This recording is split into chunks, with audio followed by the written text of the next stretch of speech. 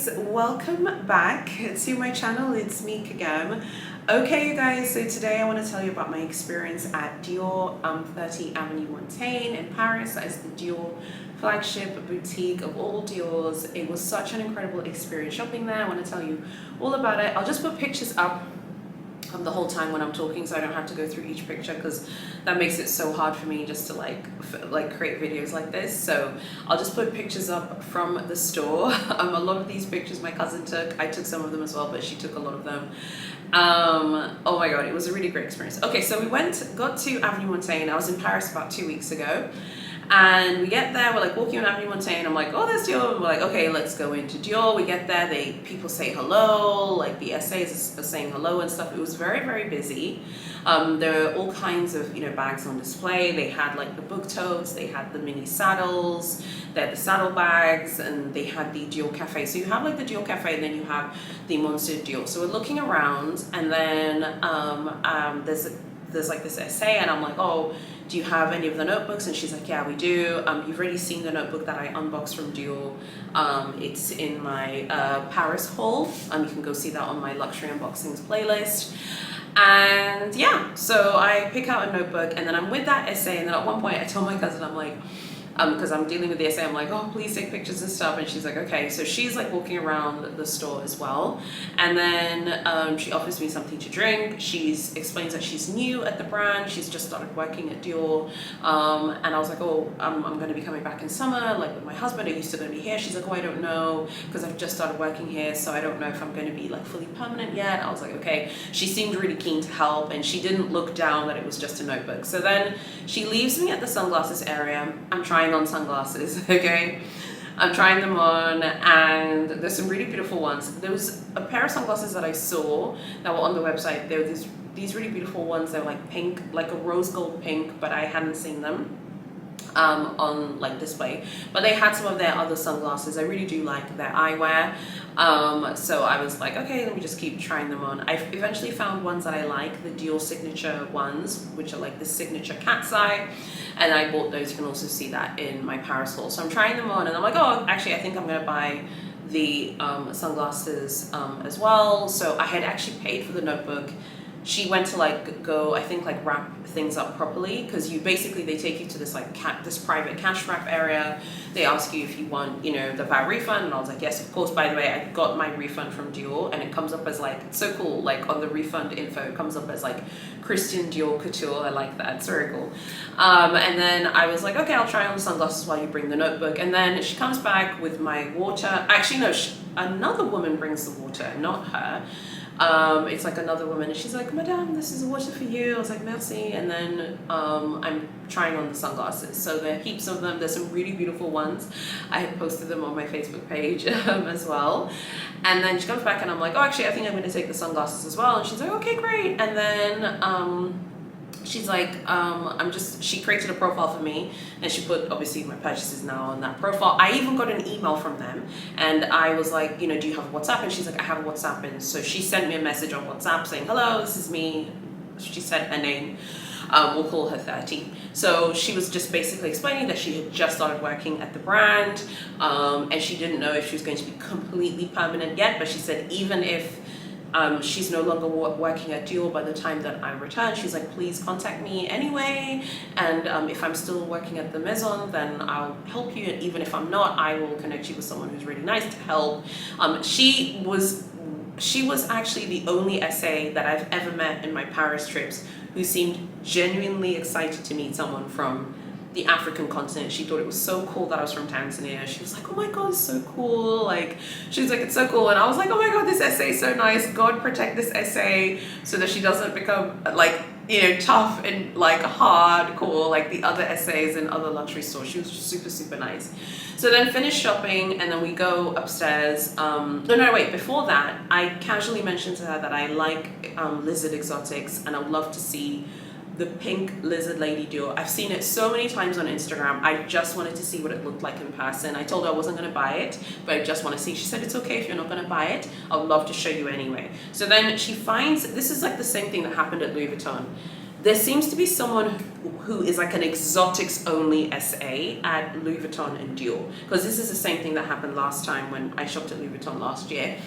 She finds the exotics only SA. He's very, very professional. He's explaining the difference between their python leathers. He talked about how the Dior exotics are all handmade from start to finish without machines, which makes sense because those leathers are super heavy. I was like, what about the just normal like mini Lady Dior's and the normal saddles made from leather, whatever? And he was like, those are a mix. It's like a mixture of hand finishing and machines. So it's like it's both basically. I was very, very impressed with Dior, honestly. I was super impressed with him. And then he was like, yeah, when you come back, like I'm the, because basically he was basically saying that he was like the exotics SA that was on duty at that time. And he was like, you'll find me here because I sell them. I was like, okay, cool. And then she was like, okay, cool. And then we left. The exotic lizard one, it was so beautiful. It was like a pink, it was like this beautiful Barbie candy pink with champagne gold hardware. It was so beautiful. It looked even more beautiful in real life. I'm so glad I got to see it. They had one in taupe, and then they had the Barbie pink one, which was more my style, but it's actually gone up in price. Before I went to Paris, it was 5,900 euro. It is now 7,000 euro, because I was like, oh, is it still 5,900? She was like, oh, I think it's gone up, let me check. She checks, it's 7,000. So that's for the mini Lady Dior in lizard. Okay, so that was a really great experience. And then we leave, and then I'm like, okay, thanks so much. And she was like, yeah, just contact me when you come back to Paris. And if I'm still working at the Maison, I'll be more than happy to help. I'm like, okay, great. I was just so shocked. We were both shocked. My cousin was shocked as well. Everyone is so nice in there. They're so nice, they're so friendly. They're a group of young students from a school in Paris who were getting like a tour of the whole Maison or something. And I was kind of like, we walked past them, like during the whole time when I was shopping at the Avenue Montaigne boutique, we'd end up walking past them, my cousin and I, or me and the SA, and I would end up catching like little ends of their conversation. And it seemed that they had come on like on a school trip or something. And one of them was like, wow, it's so amazing, and Christian Dior, because that's the original like building that Christian Dior himself was like involved with and everything. So then we're finished, and then we're like, should we go to the Dior Cafe? We go to the Dior Cafe, there's like a huge queue, and they're like, you're gonna have to wait for ages. So then we're like, okay. And then when we went upstairs at one point, I remember seeing like there's like a restaurant. So my cousin and I like, should we go there and try? So we go upstairs, and that is where the Monsieur Dior restaurant is. We get there and they're like, do you have a reservation? We're like, no, we don't. And then we're about to leave, and then the concierge lady at the restaurant is like, oh, we just got a cancellation. Like literally as we're standing there, someone canceled their reservation for 2 people. So we took their table. So we had like lunch there. It was so nice. It's super expensive. The portions are tiny, there's no question about it. So I want you to be prepared for that. But my God, it is a masterstroke of marketing and branding brilliance. Even me, I'm such a cynic, and it's hard to market to me. I'm not easily marketed to, at least not in the luxury space, believe it or not. I was so impressed. There's this really beautiful painting. I couldn't take a picture, I'm sorry. There's this really beautiful painting of like this, but it's like of Christian Dior sitting at a table drinking wine, and it's like on the restaurant wall, and you guys are all eating at the restaurant. So it's like he's sitting out watching Dior customers eat. It's just brilliant. I was like, I can't, my wig is snatched, honey. I am going to scream because I was just so blown away. Really, really like the restaurant. It's adorable, so cute. The portions are tiny. They're like as big as this portion of my finger. They're so small, but very tasty. I had like, I think I said in a previous video, but I had like the croque, I think it's called croque new look, which is so cute. So it's like the croque monsieur with the Dior version. I liked it. I thought it was perfectly fine. Super expensive. I remember when we paid the bill, we were like, whoa, okay, this is really pricey, but it's adorable. I think if you love Dior, you have to go and eat there. I think even if you're not a massive Dior person, like I'm getting back into Dior. I've always liked the brand. I've just had beefs with her. I've been beefing with Dior on my own. Dior does not care what I think, and that's fine. So yeah, I'd love to know what you guys think. I cannot wait to go back there and shop again. I will absolutely go back to Dior in Paris. I was so impressed with the service. It was absolutely superlative. The best service I got this time around was at Dior and Moschino.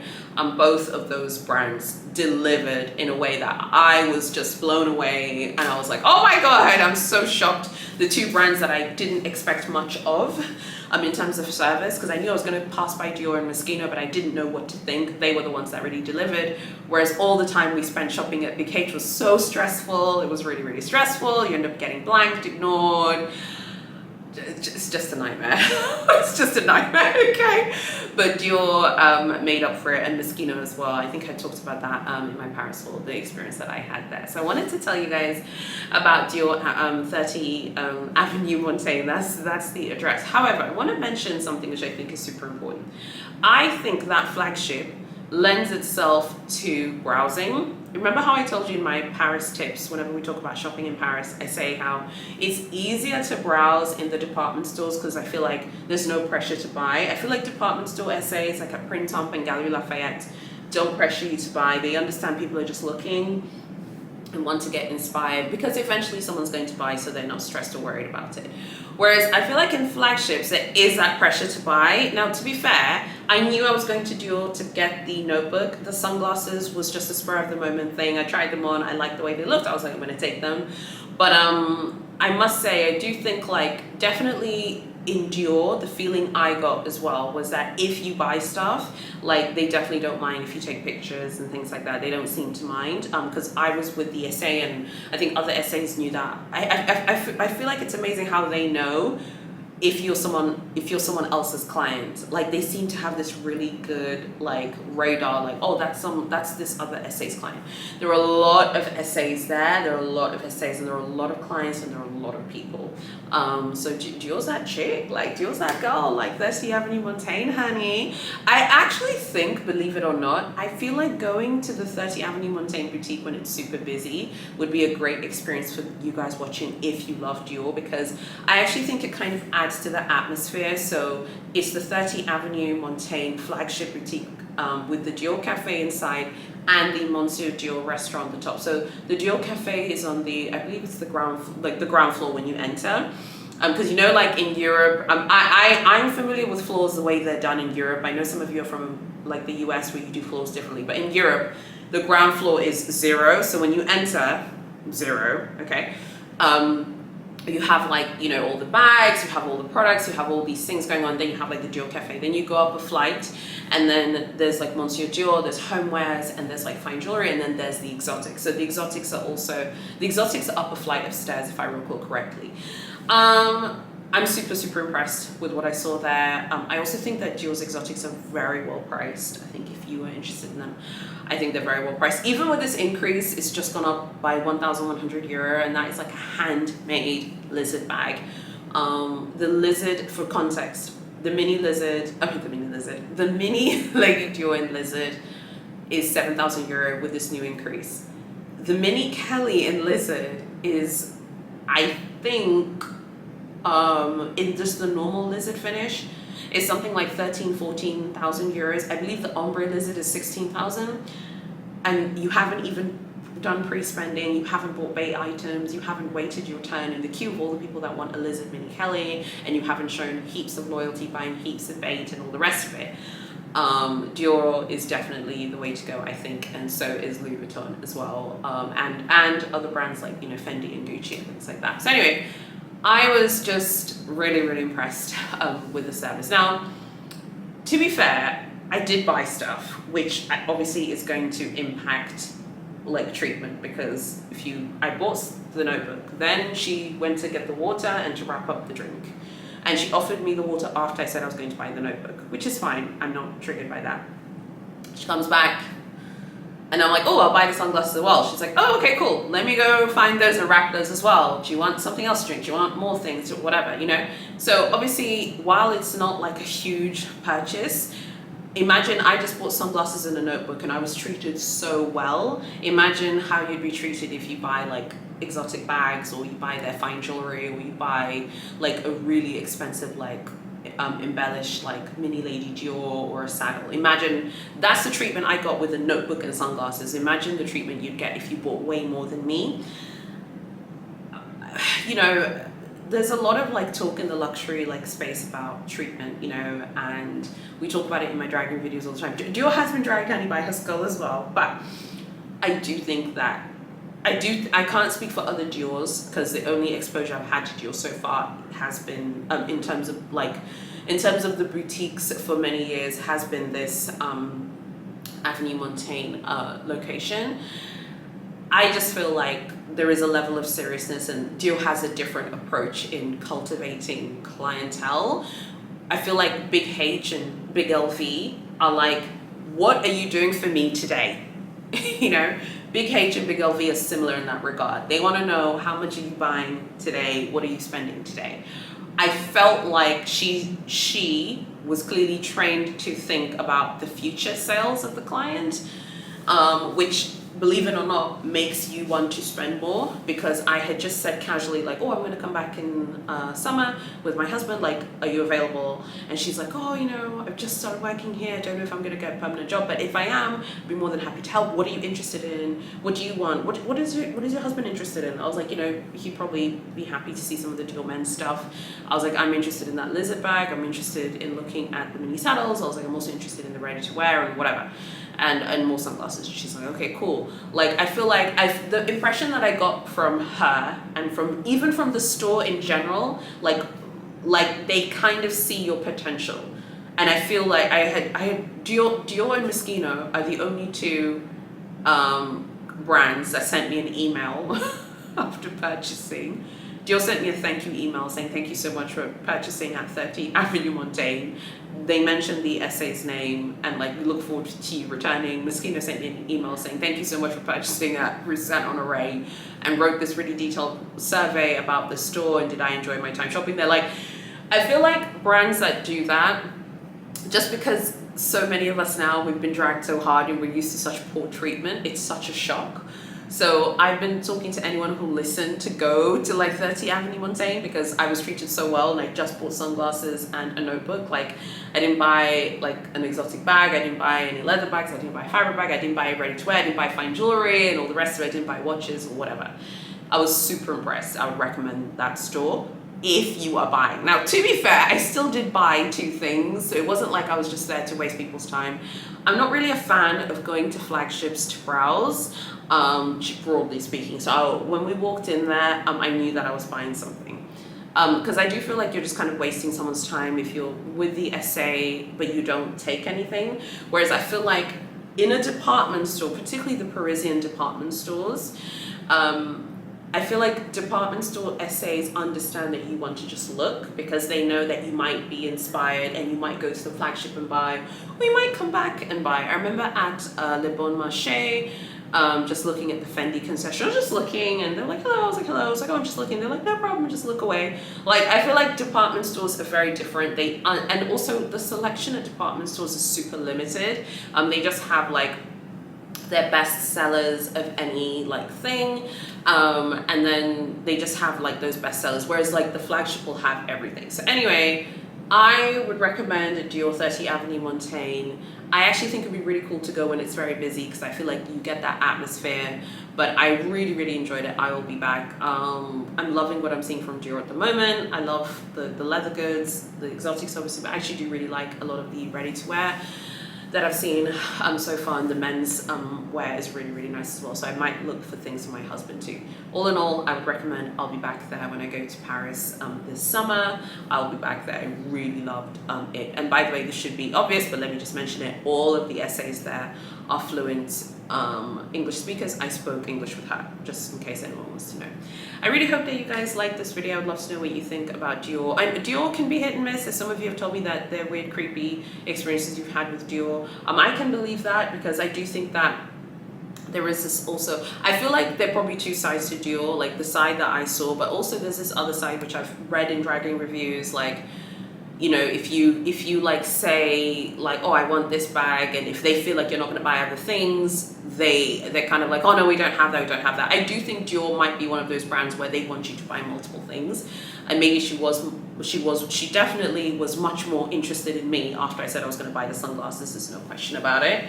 So I was like, oh, I'll buy the notebook. She's like, oh, okay, cool. Would you like something to drink? Okay. But then I was like, oh yeah, by the way, I like these sunglasses. I think I'm going to take them. She's like, okay, like, when you come back, like, of course, like, after I said I was, gonna take the sunglasses, she was definitely much more energetic. So I'd love to know what your experiences of Dior have been, and what are your thoughts on it. Would you like to see more of Dior from me when I go to Paris in spring summer? You will let me know. Thank you so much for watching, and I'll see you guys very soon in my next video.